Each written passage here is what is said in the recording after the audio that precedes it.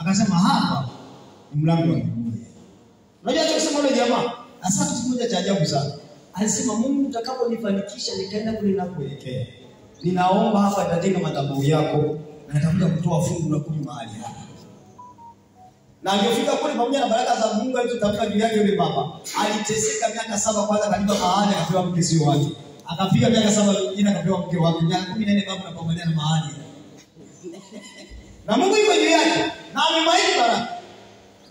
Alifika sasa na watoto hakuna kinaendelea kama kuingia mkataba na nani na mjomba wake.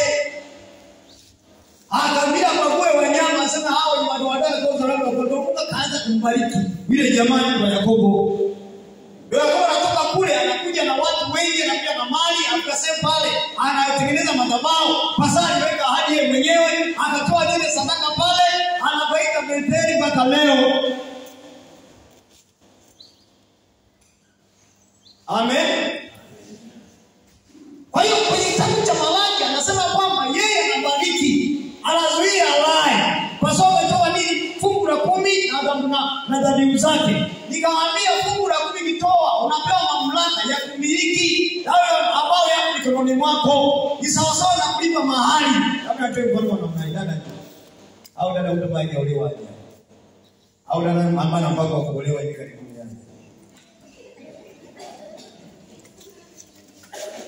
Basi waje wawili. Akimolewa naona sasa. Nimesema waje wawili. Sio hapa. Yaani wamependeza hawajapendeza. Bana wafai kuolewa. Waliolewa na nini na hawa na nini? Ina watoto wa Yesu wameenda mpaka saluni wamependeza magauni safi wanaheshimu. Yesu yuko ndani yao na malaika na walinda na Roho Mtakatifu anasema amina.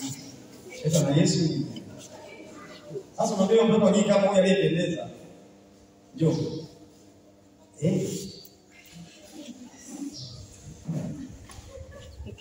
Ninaamini wewe umeona kujao. Hata mlioa basi na mtoto mmoja. Njoo. Mtoto mmoja. Bali na pastor. Wawili. Ongea kwa kitu cha. Sasa nakoa mapema na majukumu si mchezo. Sio jana wawaji. Nataka apate mwanamke mwenye hela ili majukumu ya chini kwa hao wakuendeshe majukumu. Maana tuna kizazi kinachotaka kuwa wazazi. Yaani kisiki tuna wavulana tuna wanaume. Mvulana maana yake anataka sehemu ya kuteleza. Atafuta kijana mkubita bana kazi ya ili aweze kumsaidia majukumu. Ili atake kuchukua majukumu kama baba. Na hili ni baba ni majukumu. Mpende mke wako, mbariki, apendeze, aende saluni, watoto waje soda, waje juisi, upambane kwa sababu inasema baada kutenda dhambi kwamba sisi tutafanya kazi kwa juhudi zetu zote michongoma na jasho letu. Kwa hiyo lazima wanaume tukubali kufanya hayo ili tuwe baba. Sasa unaoa binti kama huyo, unabeba. Unajua kama tunabeba naye. Anabeba hadi mahali. Anazaa mtoto wa kwanza mtoto wa pili. Huyu anakuwa leo mali yako wewe. Ili alipe mali yako hiyo hakulipe mahali. Wewe si kweli. Kuna jamii nyingine watoto 7. Hapo hivi mama kutoka kwao na watoto. Huyu akipeleka kwetu. Kwa sababu hujalipa mahali sio wa kwako.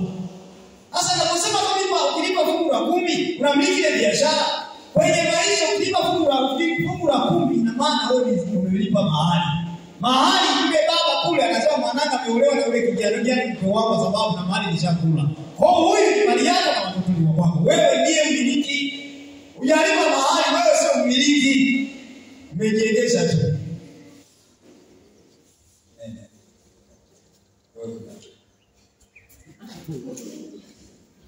Sasa wewe ukiolewa unalipa mahali umejiendesha umejipeleka mwenyewe kwa nini usipe mahali ili umilikiwe kule? Sasa huyu ashaolewa na mtu watatu. Mfano hajaolewa. Kwa hiyo huyu hapa akifa wale kule kwao wanabeba watoto wao wanao kwa sababu jamaa hivi vinginevyo kama hajazika huyu jamaa. Huyu jamaa ni mahali ili tumwachie watoto. Kule kwetu tunafanya kazi. Na mimi dada yangu mkubwa alifariki kwa hivyo nataka kuwa sana. Alifariki wakaenda pale kaka zangu waenda na Mungu pale akasema haziki nipeni mahali. Wakajikanyaka wale jamaa haziki hapa haziki. Akizikwa tunaondoka na watoto wote 6 yale. Ili mwanao asema, "Mnihurumie," anasema hata